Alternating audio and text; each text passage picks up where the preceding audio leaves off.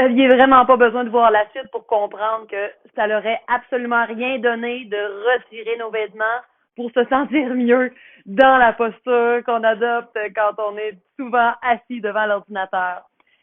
Avez-vous parfois l'impression d'être pris dans votre soute? C'était un peu ce que je voulais vous illustrer. Et puis, c'est pour vous illustrer que quand on est en position statique longtemps, eh bien, la musculature qui est à l'avant, elle est raccourcie, comme vous m'avez peut-être déjà entendu le dire. Et puis, tout ce qui est à l'arrière, et puis, ben, c'est en position d'allongement. Vous comprenez qu'ici, là, il y a un déséquilibre antérieur-postérieur qui fait que on a des tensions, on a des petites douleurs qui se développent si on fait pas rien, si on fait rien. Maintenant que vous comprenez le déséquilibre qui se passe antérieur-postérieur, qu'est-ce qu'on fait avec ça? On aurait tendance à vouloir aller renforcer à l'arrière notre musculature pour aider à redresser. Hein? Vous avez peut-être déjà pensé à ça. Par contre, si en avant, c'est tout déjà tendu et puis que vous renforcez à l'arrière, le déséquilibre va revenir naturellement juste parce qu'ici, la musculature a tendance à vouloir se refermer. Donc, ce que je vous propose aujourd'hui, c'est un étirement thoracique. Donc, l'étirement d'aujourd'hui est vraiment simple. Si vous avez un cours en ligne ou du travail à faire, une conférence, vous fermez votre caméra et puis ensuite, vous vous levez pour vous en venir derrière votre chaise.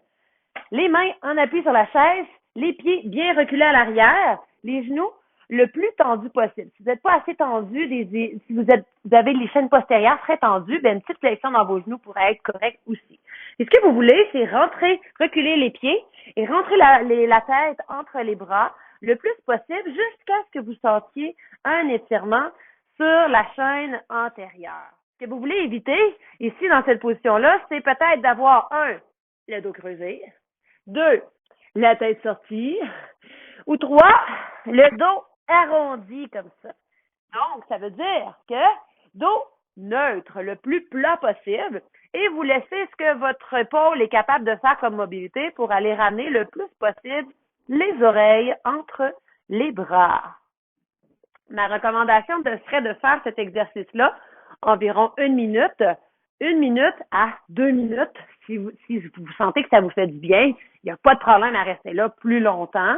Et puis, si vous avez l'opportunité de vous lever à chaque heure pour faire cet étirement-là ou un autre qui sont proposés dans les capsules précédentes ou de ceux que vous connaissez pour vous permettre de varier vos mouvements, varier vos positions.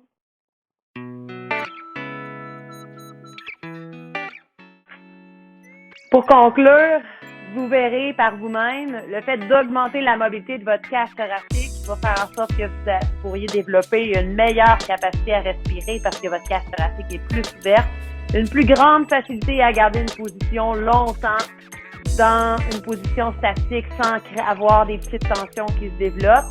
Et puis également, de vous permettre d'améliorer vos mouvements quotidiens, aller chercher quelque chose en hauteur sans risquer de compenser dans le tronc ou encore différentes positions qu'on adopte peut-être moins au quotidien, mais qui sont tout aussi pertinentes. Je vous laisse avec ça.